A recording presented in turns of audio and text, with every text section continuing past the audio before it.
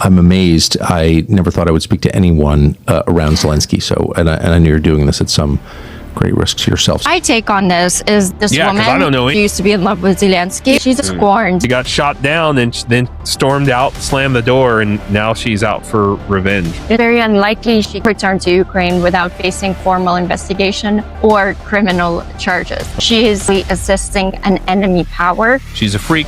She's a traitor. Never going to be able to return to her home country.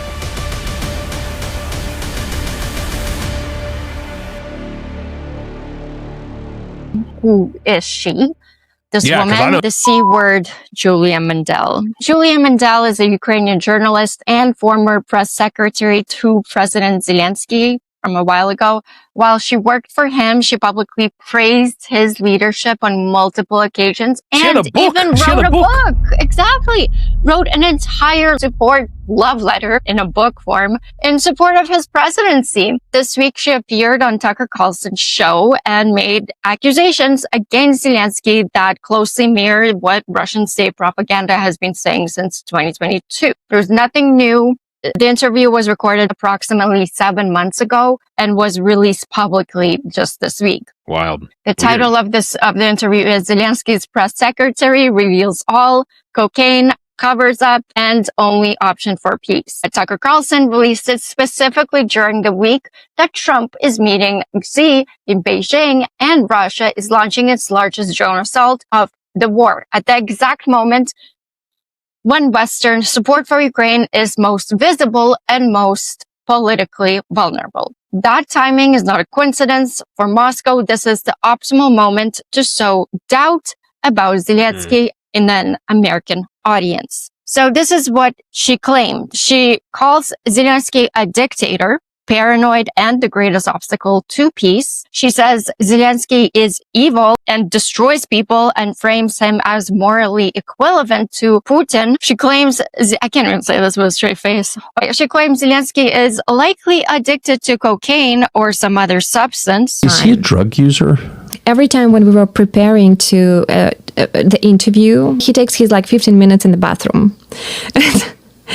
And I'm telling you that I was always surprised that he was going out a different person, really always a different person. So you'd be briefing him. Then he goes to the bathroom, he spends there 15 minutes and he's going out energized, full of, action, ready to say everything. Sniffing.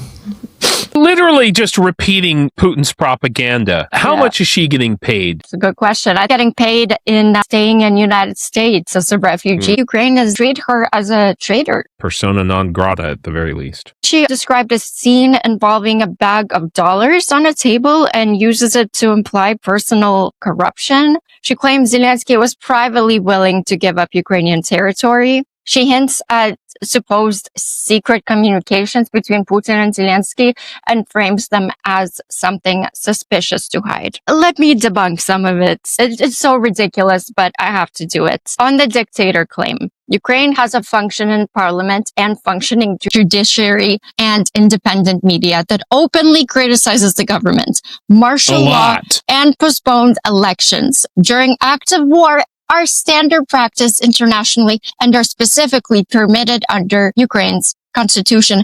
Guys, Ukraine has more free speech than we do in the United States. Zelenskyy publicly stated peace plan, and that peace plan never changed. Full withdrawal of all Russian troops from all Ukrainian territory, including Crimea, and the restoration of Ukraine's internationally recognized borders. That has always been it. On the drug use claim, she offers zero proof, no drug tests, no documents, no verified incidents, no named witnesses, just some kind of sources that she has. But I've never seen him taking drugs. She did not mention any of this while she was actively working for him or when she published her book, praising his leadership. Seriously. So why didn't you talk about it then? And the coked up comedian narrative matches exactly and precisely the Kremlin talking point. Literally. The Russian state media has been running since the day the full scale started. She was well coached, but she's a lousy actress. Look, you snap your fingers and Zelensky disappears. This war would not stop. To give up territory, he needs to go through the parliament. It's not just his and his decision alone. And even if you tried, he would be at the stake right now. Have you seen Euromaidan? He would literally, 10 minutes, he'd be run out on his ears. His head would be on a stake. 90% of Ukrainians look at this girl. This is just a freak. You know, she's a freak. She's a traitor. She's never going to be able to return to her home country. What she said on corruption, her own words in the interview include the line, if Zelensky knows about this, then this is not corruption, which directly undermines her own corruption accusation before she finishes making it. Mm-hmm. On the moral equivalence of Putin started a war, has personally ordered the bombing of hospitals and schools, and is currently the subject of an ICC arrest warrant for war crimes, including the forced deportation of Ukrainian children. You're comparing Zelensky with him? When the United States government offered to evacuate him from Kiev in the first hours of the invasion, he refused. He stayed. He leads a country defending itself from an illegal invasion. Equating these two men is a deliberate rhetorical strategy designed to make Western audiences feel that there's no good guys here and that supporting Ukraine is therefore pointless. First of all, every time you hear about a corruption scandal in Ukraine, it's a good thing because Ukraine is raising itself on that anti-corruption index. Ukraine has agencies that are actively controlling it. But what's the United States doing? Just more corruption? It's not going to change the facts of this war. The fact that Russia is committing horrible war crimes in an illegal war, attempted genocide, an attempted cultural genocide. You can't have a moral equivalency there. Okay. As simple as that. My take on this, she's scorned. She used to be in love with Zelensky. I was just going to say that. I'm glad you said it because I thought it would come off bad. Hell hath no fury, like a woman scorned. She was saying things. When the lights go off, he's a grizzly bear. But then when the light goes off, he's a grizzly bear. How do you know? Your imagination? She used that turn of phrase. Oh, somebody better tell Mrs. Zelensky. She got the hots and she got turned down. She got shot down and then stormed out, slammed the door, and now she's out for revenge. Ukrainian legal experts are publicly stating that the claims Mendel made in this interview could qualify as treason under Ukrainian wartime law by delivering narratives that are designed to weaken Western support for Ukraine at a critical military and diplomatic moment. She is materially assisting an enemy power. It's very unlikely she turned to Ukraine without facing formal investigation or criminal charges. The damage is even more is Tucker Carlson, because Tucker Carlson has been documented a public record of opposing U.S. aid to Ukraine and amplifying Russian government narratives throughout this war. By hosting C-word Mendel,